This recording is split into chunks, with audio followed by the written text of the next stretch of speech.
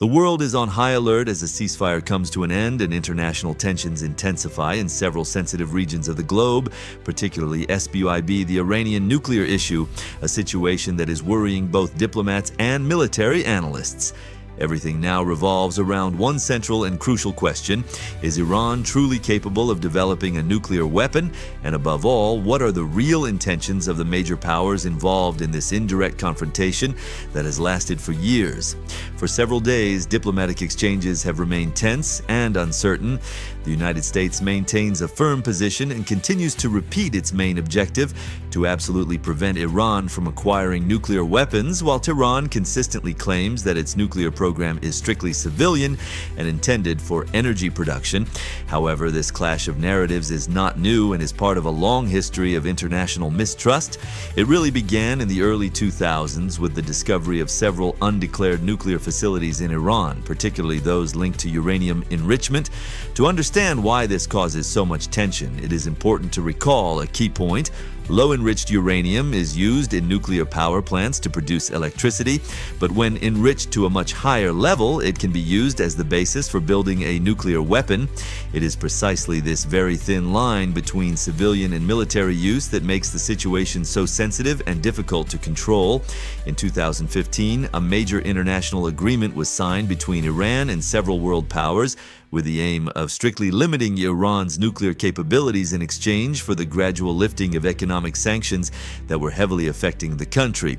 But this fragile balance was disrupted in 2018 when the United States decided to unilaterally withdraw from the agreement, triggering a gradual and accelerated resumption of Iran's enrichment activities.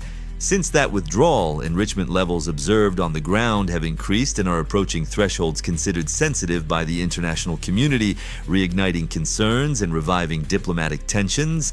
Today, some sources mention the existence of significant stockpiles of highly enriched uranium, which further complicates the situation and raises the level of alert. Although no official and public evidence confirms that Iran has made the decision to build a nuclear weapon, several experts believe that the country may now have the technical capability to cross that threshold in a relatively short time if a political decision were made. In this extremely tense context, ongoing negotiations remain fragile and uncertain, with several scenarios on the table. Some international actors support the idea of returning to an agreement similar to the one in 2015, which would impose strict limits on enrichment in exchange for a gradual easing of economic sanctions. Others, however, are calling for much stricter measures, including the complete dismantling of sensitive nuclear infrastructure, an option that Iran categorically rejects, considering it a violation of its national sovereignty. And while these diplomatic tensions continue, another major crisis is worsening in the Middle East, this time in the Gaza Strip, where the humanitarian situation has reached a critical level. According to several international estimates, more than $70 billion would be needed to fully rebuild the region by 2036, but in the immediate term, tens of billions are already required simply to restore the basic infrastructure necessary for daily life. The damage on the ground is considerable. Hundreds of thousands of homes have been destroyed or severely damaged. The healthcare system is heavily weakened, with struggling hospitals, schools are largely unusable, and the local economy is almost completely paralyzed. Added to this is a deep humanitarian crisis marked by massive population displacement and increasing dependence on international aid. In a completely different context, but still on the international stage, an important decision has been made within the European Union regarding Hungary, marking a historic turning point. For the first time, a member state has been condemned for violating the fundamental values of the Union. At the heart of this issue is a law adopted in 2021, officially presented as a measure to protect minors, but which in practice restricts the distribution of content related to LGBTQ plus individuals, particularly in media and in spaces accessible to those under 18. European institutions believe that this legislation contributes to the stigmatization of part of the population and may encourage discrimination, which is incompatible with the fundamental principles of the European Union. This decision has been described as historic by several human rights organizations, who see it as a strong signal sent to all member states regarding respect for fundamental freedoms. Finally, another sensitive issue is also drawing international attention, that of Ukrainian children displaced since the beginning of the conflict.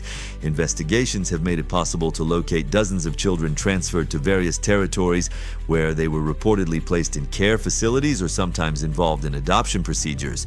Overall, estimates indicate that tens of thousands of children have been affected since the beginning of the invasion, a situation that raises serious concern at the international level. These acts are now considered by many institutions to be serious violations of humanitarian law, and they are the subject of legal proceedings as well as arrest warrants targeting certain individuals accused of being responsible for these transfers. In this global climate marked by nuclear tensions, major humanitarian crises, and historic political decisions, international stability appears more fragile than ever, and each development continues to fuel concerns about how these different situations will evolve in the coming weeks and months. Reported correction: no spelling errors or proper name corrections are required in the provided text. In France, a new major alert serves as a reminder that cyber threats have become a central issue of national security, following a cyber attack targeting an administrative service responsible for managing identity cards and passports, a particularly sensitive system since it contains essential personal data of millions of citizens. According to initial information, some data may have been compromised during the intrusion, immediately raising serious concerns about the potential use of this information by malicious individuals. In this type of situation, the main risk is not limited to data leaks alone, but especially to their use in increasingly sophisticated scam attempts, including fraudulent messages, deceptive phone calls, or identity theft. French authorities are therefore warning the public and recommending increased vigilance, particularly regarding any suspicious communication requesting personal information, verification codes, or urgent actions related to administrative or banking accounts. They also emphasize the importance of strengthening online account security, notably by using strong passwords, enabling two-factor authentication, and regularly monitoring for any unusual activity. In another area, still in France, authorities have also raised concerns about safety in schools, with a significant increase in inspections conducted on the ground. These operations have revealed a troubling reality. Within a single year, several hundred bladed weapons have been confiscated in schools, middle schools, and high schools, a figure that strongly concerns education officials and law enforcement. These inspections, numbering in the thousands, have also led to the interception of dozens of students carrying items considered dangerous, confirming a worrying trend already observed in recent years.